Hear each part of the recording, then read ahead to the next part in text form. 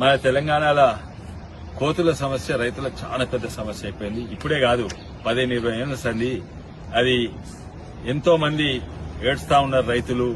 మొక్కజొన్నలు అయితే అసలు మొత్తానికి మొత్తం తీసేస్తుంది. మొక్కజొన్నలు కాదు, కూరగాయలు పెట్టినా ఏం పెట్టినా ఆఖరికి కోతులు వరి ఇంకా పత్తికి రాకపోయేది. వరి కూడా అది ఖరాబ్ చేస్తున్నాయి. పత్తి అసలు ముట్టకపోయేది. కానీ పత్తి ఆ కాయలు ఉంటాయి కదా, ఉత్త కాయలు తెంపి దాని రసం పీల్చుకొని వారేస్తున్నాయి.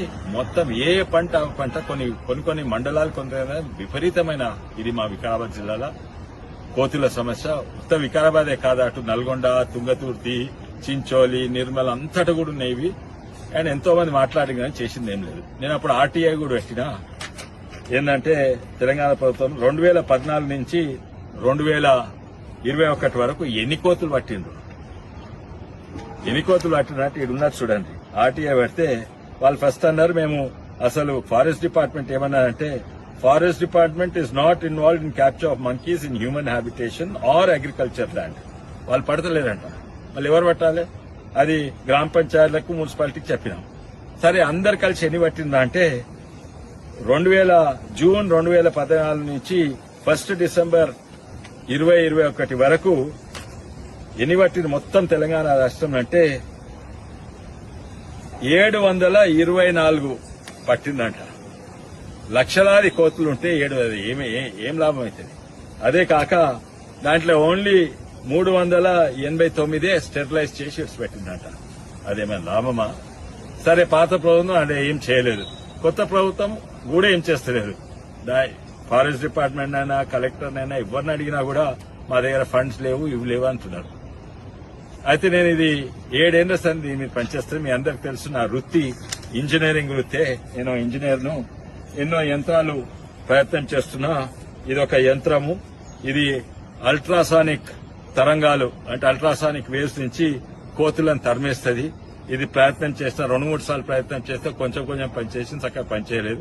అది కూడా దీని రేంజ్ కొంచెమే ఉంటది. అంటే ఇక్కడ నుంచి 20 ఫీట్ల వరకు కోతులు రావు. దాని తర్వాత మొన్ననే నేను యంత్రం కొన్నా కొత్తది. మాదేమో చక్కగా పనిచేస్తలేదు. ఈ యంత్రం కొన్నా. ఇదేంది మంకీ గార్డ్ అంట, అల్ట్రాసానిక్ మంకీ రిపెలెంట్. ఇది చూడండి. అయితే ఇది ఇంకా ప్రయత్నం చేస్తే పనిచేస్తాయి. ఇది అంటున్నారు దాదాపు 50 ఫీట్ల వరకు పనిచేస్తుంది. ఎంతైనా ఇది పొలాలకు పనిచేయ మంచిగా ఉండదు. ఎందుకంటే ఎకరాలు ఉంటాయి. ఊరు కింద 1000 ఎకరాలు ఉంటాయి. అది పనిచేస్తుంది. కానీ కోతులు ఇప్పుడు పొలాలే ఇంటి మీదకి వస్తున్నాయి. పెంకలను పలగొట్టి జొర్రి ఇంట్లో బట్టలు చిప్పి పోతున్నాయి. అంత నాశనం చేసిపోతున్నాయి. కనీసం ఇంటికన్నా మనకొస్తానని నేను చూస్తున్నా.